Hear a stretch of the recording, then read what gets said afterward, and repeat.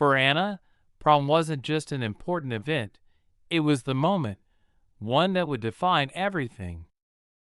Her mother and grandmother, despite their financial struggles, had worked hard to save enough money to buy her dream dress. Anna couldn't wait for that night when everything was supposed to feel like a fairy tale. But a chance encounter on the bus changed everything, making her question what truly mattered, her own happiness or the opportunity to help someone in need. That day, Anna woke up to the smell of freshly brewed coffee. She walked into the kitchen, where her mother Maria and grandmother Catherine sat with mysterious smiles on their faces. "Anna, sit down. We want to talk to you," Maria said warmly, her voice full of love.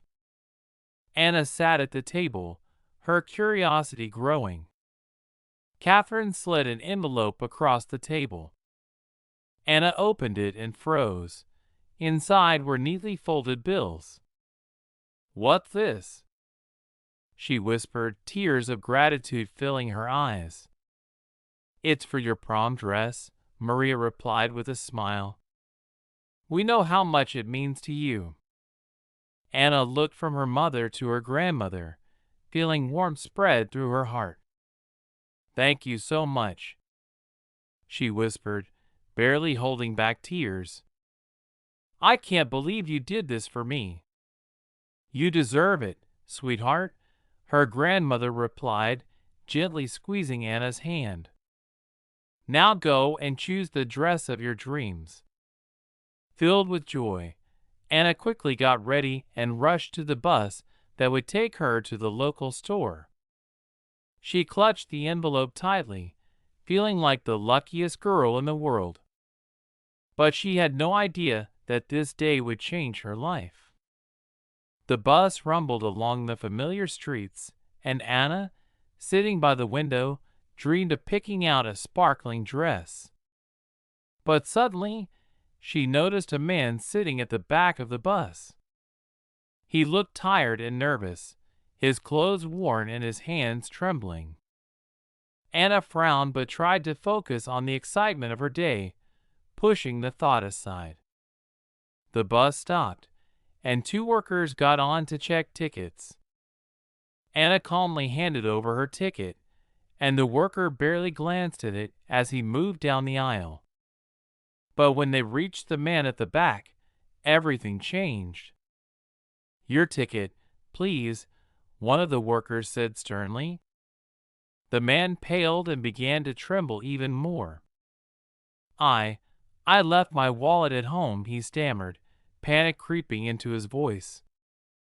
"I need to get to my daughter. She's sick. Please believe me." The workers exchanged skeptical glances. "No ticket, no ride," one of them said flatly. "You'll have to pay a fine or we'll call the police." "Please don't," the man begged, his voice trembling. "My daughter is in the hospital. I have to get to her. I'm begging you." Anna tightened her grip on the envelope, her heart aching with compassion. She couldn't imagine being in his position, with a sick child waiting for him. After a moment of hesitation, she stood up and walked toward the man. "Excuse me," she asked softly, "is your daughter really sick?" The man looked up at her, his eyes full of tears. "Yes," he whispered, "she's in the hospital, and I have to get to her." Anna looked down at the envelope in her hands. It was everything she had, all the money her family had worked so hard to save for her dress. Inside, a battle was raging, but she knew she couldn't just sit there and watch this man suffer. She walked over to the workers, pulled out the money, and handed it to them. "I'll pay for him," she said quietly, feeling both sadness and relief. "Are you sure?" one of the workers asked in surprise. "Yes," Anna nodded. "His daughter needs him." The man, whose name she later learned was Ivan, looked at her in disbelief. "Thank you. Thank you so much," he said, barely holding back tears. "I don't know how to thank you enough." "It's okay," Anna replied gently. "I hope your daughter gets better soon." Ivan thanked her again and hurried off the bus. Anna watched him go, feeling a mix of sadness and hope. She had given up her chance to buy the dress, but she had helped someone in need. When she returned home, her family was eagerly waiting. "So where's your dress?" Maria asked with a smile, but when she saw Anna had returned empty-handed, her face grew serious. "What happened?" Anna sighed heavily and began to tell the story of the man on the bus and his sick daughter. Maria listened, her face growing flushed with anger. "You gave away all the money to a stranger?" she exclaimed. "How could you be so naive? What if he was lying?" Anna froze, feeling doubt creep in. She hadn't considered that she might have been fooled. Tears welled up in her eyes. Catherine approached and hugged her. "You did what you thought was right," her grandmother said gently. "Never be ashamed to help someone in need. Kindness always comes back." Maria still couldn't calm down. "But what about prom now?" she continued. "We spent all the money."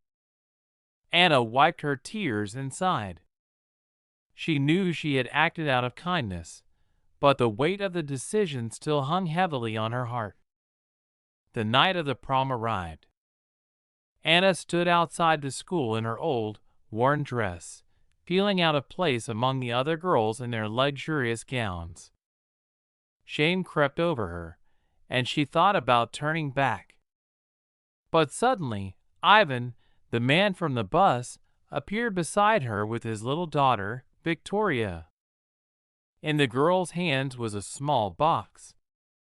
"Anna, thank you again for everything," Ivan said with a smile. "Because of you, my daughter is healthy. We wanted to give you something in return." Victoria handed Anna the box, and she opened it, her hands trembling. Inside was the most beautiful dress she had ever seen. Tears filled her eyes. This is for me?" she whispered, hardly believing it. "Of course," Ivan replied. "Now you can enjoy your night like you deserve." Anna quickly changed into the dress, her heart filled with happiness. As she stepped into the prom, she held her head high, feeling like the princess she had always dreamed of being. Her heart swelled with joy, and she realized that true beauty and happiness come from what we do for others. Kindness always finds its way back to us, sometimes in the most unexpected forms.